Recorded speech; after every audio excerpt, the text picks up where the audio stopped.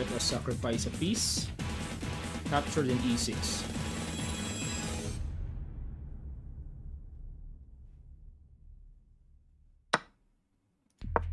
e6 attack.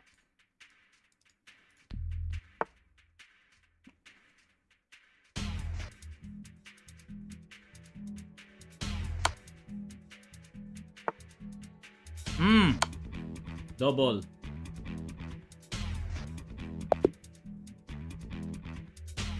Okay guys, so let us analyze a little bit. I played d4 and he played knight f6, knight f3, d5, and we have the Slav defense on the board. Knight c3, he captured the c4, but I played the Geller variation of this Slav. Normally, white plays a4, then bishop f5, and white is going to choose if knight e5 or e3, the classical approach, main line.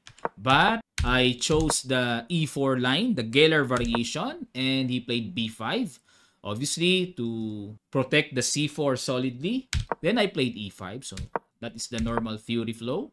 Now he played b4. Surprisingly, he attacks my knight, but the drawback of this move is the pawn on c4 is too weak. So in theory, black should play e6 here. And after a takes b5, black should take the knight first, then c takes b5. Then I will play knight g5 here, intending to play queen f3 or sacrifice knight takes f7. Then king takes, queen f3, check, double. Okay, but we have a long range theory behind this. But maybe he doesn't like this theory. And he played b4. I played knight e4. Then a5. Better was c3. And after b takes c3, b takes c3, then bishop c4, e6. And I will play castle or bishop a3. Okay, and I think this is also a really fine for white. But he chose to play a5 and bishop takes c4, e6. Now I played castle, knight d7, and bishop g5. My intention is to play knight d6, but he played queen c7. So like for example, bishop e7, then I have knight d6 here. He has to move the king, and bishop takes e7, queen takes e7, then bishop takes d5, c takes d5, and I will play rook c1. Okay, and considering that, look at his king side. Very difficult to develop. Bishop a6, then I will play rook e1. So, positional advantage for white. Okay?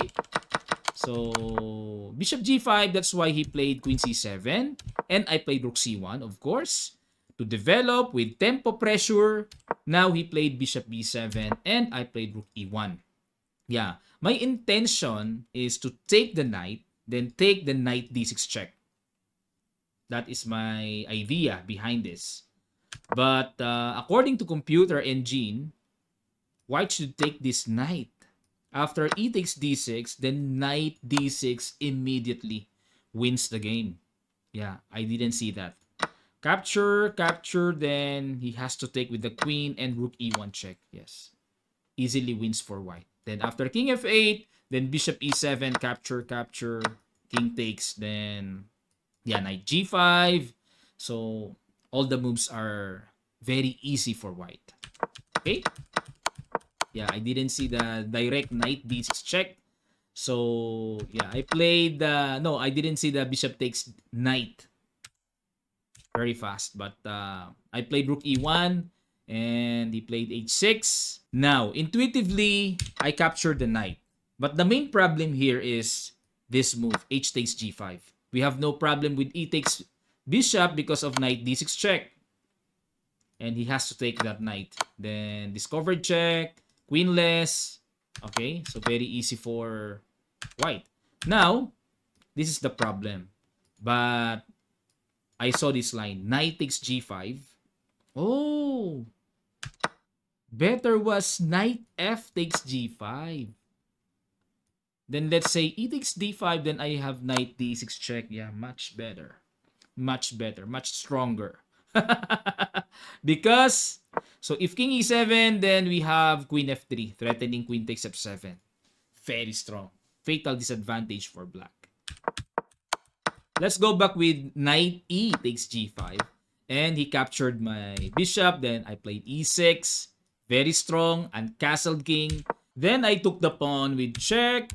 And he played king d8. And very easy for white with the final blow. Knight e6 wins the queen. Now, let us examine what if black plays king d7 here. Then I will play knight e5 check. He has to go back with king c8. Then something like to try with king b8, king a7. But I will play knight e6, very strong.